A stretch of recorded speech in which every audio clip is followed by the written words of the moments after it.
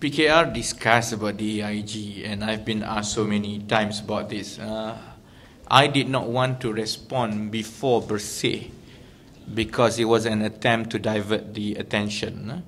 I am writing a full, at least quite a complete opinion about what the DEIG and how the issue and so on. But I can share with you some of the thoughts and the crux of our discussion at the party level. Number one, I think to compare DEIG with 1MDB is, I think, is a cheap shot, and it's a far shot. Actually, it's a long shot. The only similarity between DEIG and 1MDB is that both of the companies are private limited companies, and the buck stops there. 1MDB has gone and has become a problem with all the loans and with all the track record of not being able to service its debts, and the exposure to the country is a real issue now. That has not been the case with DEIG because it is at the planning stage. We did discuss and offer our opinion to the Menteri Besar in our political bureau meetings that in spite of all this, in spite at DEIG at its infancy stage, and there's no transaction whatsoever to draw a parallel with 1MDB, it is incumbent upon keadilan and leadership of the state government to prove to the public that our governance is a lot better. The public expects that, having seen what could have happened with 1MDB, that any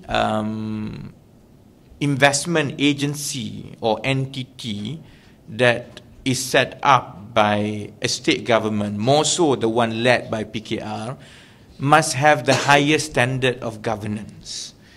And that includes, for example, to constitute a very independent governance in the company, not just at the board level, but even at the management and at the investment level, you know.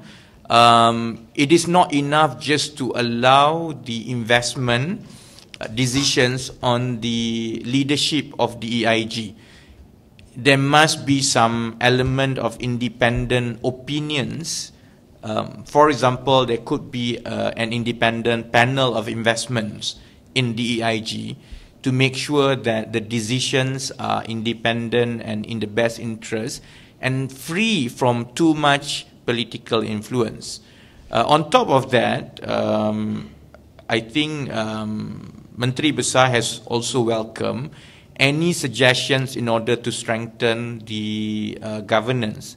That includes, for example, making sure that the report on DEIG will be tabled not just at the Dewan Undangan Negeri, but at all the relevant select committees at the Dewan Undangan Negeri level. And because of that, I think PKR is at the stage, and I am myself is at the stage, where I want to throw some ideas about how to strengthen DEIG governance further.